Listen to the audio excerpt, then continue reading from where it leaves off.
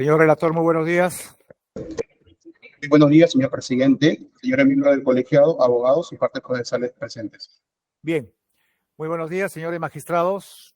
Buenos días, señores abogados y también partes que estuvieran conectados en esta audiencia virtual. Vamos a dar inicio a nuestras audiencias de vista de la causa de habeas corpus del día de hoy, 4 de octubre del año 2023.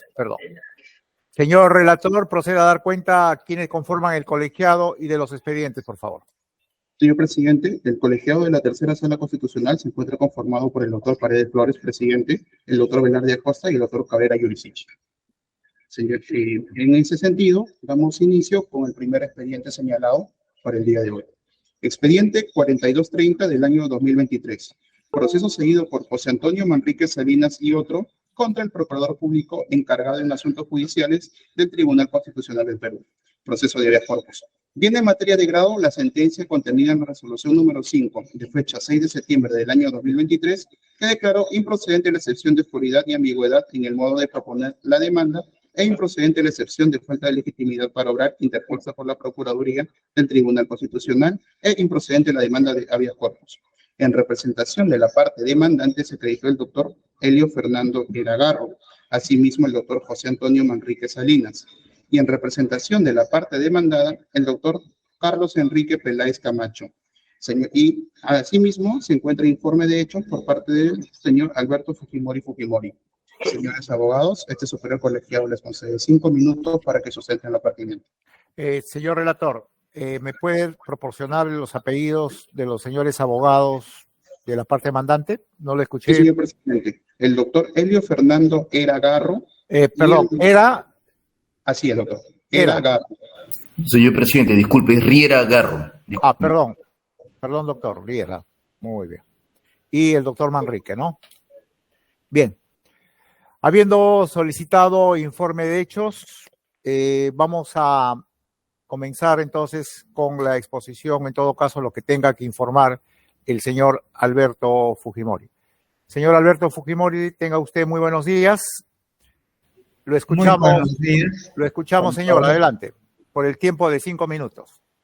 Señor presidente de esta digna sala, me encuentro en el penal Barbadillo cumpliendo una condena de 25 años que fue interrumpido por un indulto humanitario y que posteriormente fue anulado. Yo me considero totalmente inocente. Quiero hacer mención, ¿por qué me considero inocente? Porque he sido condenado por un supuesto secuestro agravado, cuando esto claramente no fue así, y por crímenes de la Cantuta y los Altos, por una autoría mediata que no concuerda con la realidad de la época, porque la estrategia que aplicó mi gobierno, a diferencia de los años 80, fue una estrategia de total respeto a los derechos humanos. Permítame mencionar solamente 2 procedimientos. Una fue la ley de arrepentimiento y segundo, el proceso de detención de los supuestos terroristas, observación, vigilancia, seguimiento y detención con la presentación pública de los supuestos acusados. Y entonces, este procedimiento dio como resultado, que lo voy a mostrar de un recorte periodístico del Comercio, del 5 de abril del 92 al 7 de noviembre de ese mismo año, 1.400 terroristas arrepentidos. Dieron informaciones sobre los mandos de diversos niveles y que llevó a la detención de 2.479 supuestos terroristas desde el 5 de abril, es decir, en apenas 8 meses. Y entonces la lógica indica por qué razón estos 9 estudiantes, un profesor, y los afectados con estos asesinatos en Barros Altos no fueron incluidos acá, en estos 2.479. Es que hubo un grupo clandestino totalmente que actuaron por su cuenta, a pesar de que de su superior, el coronel Navarro, tuvieron la orden de detención y que su por el jefe del llamado Grupo Colina.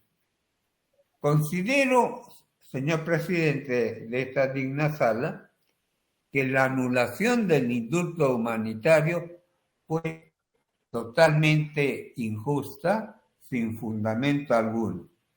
Yo me encuentro con una salud deteriorada, tengo 85 años y desde la anulación del indulto dado en el año 2017 al final del año, he tenido una intensificación de la gravedad de mi salud. Y es así como en octubre del 2021 me presenta un cuadro de infarto. Tengo el corazón con un infarto agudo de miocardio, ST elevado, así está estipulado en la Junta Médica, y además la enfermedad pulmonar intersticial difusa idiopática que está dentro del grupo de la fibrosis pulmonar y que me ha hecho oxígeno dependiente para en las horas de la noche. También es así que periódicamente se me presentan estos cuadros, que el último incidente fue el 13 de agosto del presente año, en que se me tuvo que evacuar de este establecimiento penal 13 de agosto a las 21 horas por presentar palpitaciones y opresión en el pecho e ingreso al hospital de salud. Me tuvieron que evacuar en apenas 7 minutos para no sufrir consecuencias graves. Entonces, en resumen, señor presidente, señores magistrados, yo me considero, primero, totalmente inocente de esta condena de supuesto secuestro agravado y crímenes por autoría mediata. Y segundo, considero que el indulto fue debidamente sustentado y que las enfermedades se han ido intensificando con el tiempo, como lo he dicho anteriormente. Le agradezco por haberme permitido el uso de la palabra. Muchas gracias. Muy bien. Observo de que se han acreditado 2 abogados por la parte demandante. No hay problema, que pueden informar los 2 señores letrados, pero dentro del término o del tiempo concedido, por favor. ¿Ya? En ese aspecto tengo que ser claro a efecto de evitar cualquier equivocación. Doctor Riera, perfecto. Muy buenos días. Buenos días, señor presidente. Lo escuchamos por el tiempo concedido, señor. Adelante. Muchas gracias, señor presidente. Muy buenos días con los integrantes, magistrados de esta digna sala. Gracias por la indulgencia brindada con respecto al tiempo de los 5 minutos. Mi persona realizará la oralización correspondiente dentro de 3 minutos a fin de cumplir con lo indicado por usted y el colega José Manrique pueda culminar esta exposición. Lo primero que tengo que hacer presente, señores magistrados, es que nos encontramos, tal cual ha sido ya señalado por el señor expresidente, ante la inaplicación de un mandato realizado por el propio Tribunal Constitucional, es decir, el máximo intérprete de la Constitución, de acuerdo a nuestra Carta Magna, con respecto a la validez del indulto humanitario. Y este indulto se justifica por razones médicas, aprobadas, lógicamente, por una junta médica e incluso también con documentos adicionales que ya obran en este expediente como tal. Entonces, tenemos que a partir de la premisa que el máximo intérprete de la Constitución ya ordenó y validó este acto administrativo por el cual se otorgaba el indulto humanitario. ¿Por qué se ha suspendido, señor presidente? Por una solicitud provisional de la Corte. Solicitud provisional que se ampara en una medida cautelar, que tendría que ser necesariamente bajo los principios y estándares de idoneidad y de temporalidad. Al día de hoy, definitivamente, no se logra acreditar la pertinencia de estos dos requisitos, porque con el devenir del tiempo no se ha logrado materializar el hecho de que no se tiene que aplicar el indulto humanitario. Tenemos que tener presente, y esto es muy importante, que el señor expresidente Alberto Fujimori fue condenado de una forma equivocada y contraria a la ley. ¿Y por qué? Porque en la parte final de la sentencia se indica el término de lesa humanidad y él no fue investigado por esto. Tal cual usted podrá observar, señor presidente, señores magistrados, esta inclusión de esta terminología generó que la Corte pudiera aplicar este término para considerar que no correspondía darle validez al indulto humanitario. Pero si nos ceñimos, lógicamente, al principio de imputación necesaria, el señor presidente no se pudo defender en ese momento. ¿Y por qué no se pudo defender? Porque no fue tipificado en ese momento como tal en un requerimiento acusatorio. Es decir, contravino el principio de legalidad. Y bajo ese candado es que finalmente la Corte generó esta medida provisional, que con el devenir del tiempo consideramos que no corresponde aplicar. ¿Por qué? Porque las enfermedades explicadas por el señor expresidente se intensifican con el tiempo. Corte Interamericana de Derechos Humanos. El señor expresidente tiene 85 años de salud. ¿Estamos esperando acaso que el señor muera en prisión? Señores magistrados, el día de hoy ustedes pueden hacer justicia. Nos encontramos ante el caso de un adulto mayor que evidentemente encuentra y ha presentado enfermedades que están acreditadas en documentos médicos tanto por el Estado como de manera particular en Junta Médica. Por tales consideraciones y estando que el propio Tribunal Constitucional ordenó y declaró fundado que solicitamos muy respetuosamente a ustedes que puedan darle validez a este precedente del indulto, tomando en cuenta que el señor expresidente es inocente en todo sentido. Por tales motivos, solicitamos que se ordene la inmediata excarcelación, considerando como tal que solamente se encuentra pendiente la remisión de los actuados al juzgado de ejecución a fin de que se pueda ordenar la inmediata libertad. Muchas gracias, señor presidente. Muy bien. Doctor Manrique, tenga usted muy buenos días. Puede iniciar el informe oral por el tiempo que queda, o en todo caso, dentro del término que fue concedido. Muchas gracias. Y solamente para completar la muy buena exposición del doctor Riera, es de que simplemente revisemos el artículo 9 de la Convención Americana de Derechos Humanos. ¿Y por qué les digo que revisemos el artículo 9 de la Convención Americana de Derechos Humanos? Porque sucede de que cuando se dio la sentencia del Tribunal Constitucional que disponía la libertad del ingeniero Alberto Fujimori, 2 semanas después, mediante una sentencia consultiva, la Corte Interamericana de Derechos Humanos ordena que no se ejecute porque el señor Alberto Fujimori ha sido condenado por delitos de lesa humanidad. Entonces, ¿qué sucede con el artículo 9 de la Convención Americana? Dice: nadie puede ser condenado por acciones u omisiones que al momento de cometerse no fueran delitos según el derecho aplicable. En el caso del señor Fujimori, no fue procesado por delitos de lesa humanidad ni fue condenado por tales, porque no había vigente el Estatuto de Roma. Tampoco se puede imponer pena más grave que la aplicable en el momento de la comisión del delito. El señor Fujimori,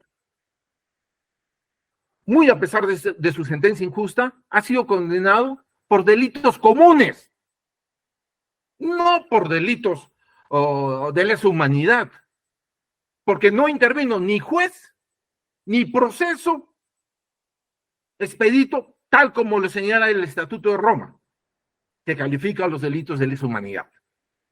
Entonces, ¿qué sucede con la Corte Interamericana?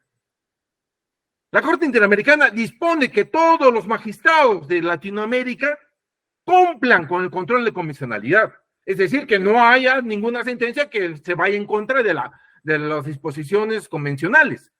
Tampoco que vaya en contra de la propia Constitución. Y tampoco vaya en contra de la legalidad, el control de legalidad. Pero ¿qué sucede con la misma Corte Interamericana? Ella no hace lo que ordena. Está yendo contra los mismos criterios y principios de convencionalidad. Y tampoco está respetando y está enseñando a los magistrados del Perú a irrespetar, a violentar las disposiciones constitucionales. Y además, ya lo que es el principio de congruencia procesal que cualquier abogado penalista de primer año conoce. Nadie puede ser condenado por un delito por el cual no fue acusado, ni fue investigado, ni fue denunciado. Pero al señor Fujimori sí se le da. ¿Qué pasa aquí? El señor Alberto Fujimori no tiene derechos humanos, no es una persona. ¿Y por qué ese ensañamiento de la Corte Interamericana? ¿A qué se debe? Entonces, ya no discutamos cuáles son las intenciones, sino Muy que... bien. Doctor Manrique, su tiempo ha culminado. Termine, por favor. Muchas gracias. Solamente dispongamos lo que hay que ser, lo que se debe hacer, justicia con ley. Muchas gracias. Muchas gracias. Doctor Peláez, tenga usted muy buenos días. Puede dar inicio a su informe oral por el tiempo concedido. Muchas gracias, señor presidente. Buenos días con todos. Voy a ser muy breve y quisiera pedirle, señor presidente, señora magistrado, centrarnos en lo que es materia de la impugnación, la resolución de primera instancia en este expediente en la que el señor juez ha declarado improcedente la demanda. Y lo ha hecho, señor presidente, sobre la base de argumentos o de fundamentos más bien convencionales, legales y constitucionales. Y en este momento, en el informe que hemos escuchado de los abogados y del señor expresidente de la República, tienen que ver más bien con aspectos vinculados a la inocencia, es decir, aspectos de fondo que han sido ya dilucidados en el Poder Judicial y han sido también pedido una sentencia respecto a la revisión de estos argumentos. Pero vuelvo a decir, estamos acá en la revisión que les corresponde a ustedes, señores magistrados, respecto a la decisión de declarar improcedente esta demanda de habeas corpus. Considero que en la resolución en la que se desestima esta demanda existen los fundamentos suficientes, se encuentra debidamente motivada, incluso exponiendo algunos fundamentos que tienen que ver precisamente con disposiciones de la Convención Americana de Derechos Humanos, como se citan en la resolución en materia de apelación, como son los artículos 67 y 68 de la Convención Americana de Derechos Humanos. Y se hace esa cita, señor presidente y señores magistrados, debido a la propia argumentación de esta demanda. En esta demanda, en buena cuenta, lo que se pretende no es la reposición de un derecho, sino más bien una obligación de hacer por parte del presidente del Tribunal Constitucional, que dicho sea de paso, no tiene la potestad para resolver por sí mismo, es decir, de manera individual, los argumentos o las exposiciones que se hacen en el marco de un proceso constitucional. Pero repito, lo que se hace en esta demanda de habeas corpus, en el argumento que se expone, el argumento central, es en realidad una objeción procesal. Una objeción procesal, señor presidente y señores magistrados, que tiene que ver con el trámite del proceso de habeas corpus correspondiente al expediente 2010-2020, en el que también es beneficiario el señor expresidente de la República, en el que el Tribunal Constitucional ha expedido una sentencia que declara fundada la demanda. Y ese expediente, señor presidente, se encuentra todavía en trámite porque hay pedidos de aclaración y de acatamiento de la resolución expedida por la Corte Interamericana de Derechos Humanos el 30 de marzo de 2022, en el caso Barrios Altos y La Cantuta, en la que dispone que el Estado peruano se abstenga de ejecutar la sentencia del Tribunal Constitucional expedida en el expediente de 2010-2020.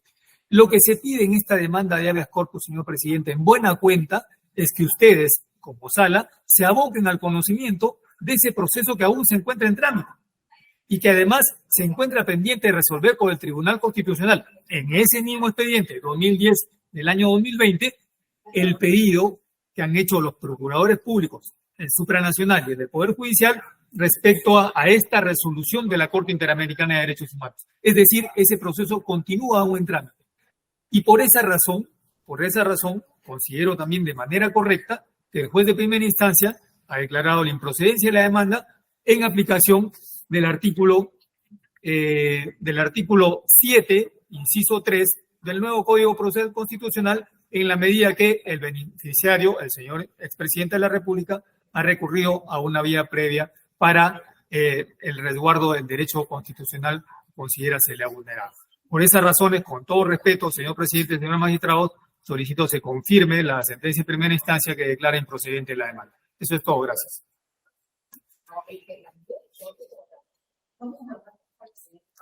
No se escucha, señor presidente. Perdón. Señalaba que si los abogados de la parte demandante, alguna consideración adicional, si es así, por 30 segundos, me parece razonable. Muchas Sí, gracias, señor A presidente. ver, por favor, ordénense, señores abogados. Sí, vamos a utilizarlo 30, 15 segundos. Bueno, un minuto por los dos. A ver, Gracias. adelante. Muy amable. Muy puntualmente, señor presidente, con respecto a mi labor. Lo que tengo que hacer referencia, por alusión y contradicción, es que el señor procurador, en el caso en concreto, les manifiesta a ustedes que ha sido declarado improcedente por un tema de forma, es decir, que el expediente se encuentra en trámite. Y eso no es así. Ya existe una causa fundada y como tal definitiva por el propio Tribunal Constitucional. Lo que ha sucedido es que después existen pedidos de aclaración de los propios procuradores, pero eso no quiere decir que no se puede ejecutar. Lo que estamos haciendo aquí con la demanda de habeas corpus es pedirles a ustedes que, tomando en cuenta que existe un mandato final del Tribunal Constitucional, lo único pendiente es que se ejecute. ¿Y por qué no se ha ejecutado? Porque existía una solicitud de medidas provisionales que a la fecha han caducado, que no tienen razón de ser. Por tales motivos, a fin de que se pueda ejercer válidamente la extensión de los considerandos del habeas corpus, es decir, retornar la libertad a una persona que la ha conseguido, es que solicitamos a ustedes que cumplan con ordenar los trámites administrativos de viabilidad de la aprobación del delito humanitario ordenado por el Tribunal Constitucional. Muchas gracias. Sí, Doctor Manrique, además, señor presidente, muchas gracias. Solamente recordarle al señor procurador de que el artículo 27 del nuevo Código Procesal Constitucional dispone y precisa de que quien debe ejecutar una orden de liberación es la misma sala que así lo dispuso. En este caso, ¿cuál fue la sala, cuál fue el tribunal que se encargó de dar la liberación al señor Alberto Fujimori? Fue el Tribunal Constitucional. En consecuencia, son ellos los únicos responsables de ejecutar, de velar por su libertad y sin ningún tipo de injerencia, como ya lo hemos visto, de la Corte Interamericana, que no es un órgano supraconstitucional, solamente es un órgano supranacional. Esto quiere decir de que la Corte Interamericana de Derechos Humanos también está en la obligación de respetar y hacer respetar nuestra Constitución como Muy la bien. propia Convención Americana de Derechos Humanos. Bien, Muy señor. agradecido. Doctor Peláez, ¿alguna consideración adicional a lo dicho por los señores abogados? Lo Muy breve, escuchamos, señor, presidente. por el tiempo breve. también igual, ¿ya? Muchas Adelante. gracias. Mire, en realidad lo que acaban de mencionar los abogados del señor expresidente de la República es simplemente, digamos, de alguna manera dar la razón a lo que yo estoy expresando. En primer lugar, se dice, se cuestiona la resolución de la Corte Interamericana de Derechos Humanos expedida el 30 de marzo de 2022 en el caso Barrios Altos y La Cantuta. Es una objeción que en todo caso debería hacerse valer en el marco de ese proceso seguido ante la Corte Interamericana de Derechos Humanos. Pero no se puede pedir que ustedes, señor presidente, con todo respeto, analicen y de alguna manera pues decidan respecto a esta resolución de la Corte Interamericana. Pero además, repito, ese pedido se ha formulado también en el marco del proceso el habeas corpus de 2010 del año 2020, que repito, aún se encuentra en trámite, se encuentra en el Tribunal Constitucional pendiente de resolver pedidos que tienen que ver, pedidos vinculados, señor presidente, a la expedición de esta resolución de la Corte Interamericana de Derechos Humanos. Y como acaba de decir el señor abogado, el doctor Manrique, pues corresponde al Tribunal Constitucional pronunciarse en el marco de ese proceso constitucional de habeas corpus del 2010 del año 2020, los pedidos que tienen que ver, reitero, con esta resolución de la Corte Interamericana. Por esas razones, nuevamente pido que se confirme la resolución de primera instancia que declare improcedente la demanda. Eso es todo. Muchas gracias. Muy bien. ¿Los señores magistrados tienen alguna pregunta? Señor José Luis Velarde, ¿tiene alguna pregunta para los señores abogados? No, señor presidente, ninguna de mi parte. Doctor Cabrera, ¿tiene alguna pregunta? De mi parte, ninguna pregunta, señor presidente. Bien. Agradeciéndole a los señores abogados, como también al beneficiario del habeas corpus y, bueno, también a todos los que estaban presentes, la causa queda al voto. Muchas gracias y muy buenos días. Buenos días. Hasta luego.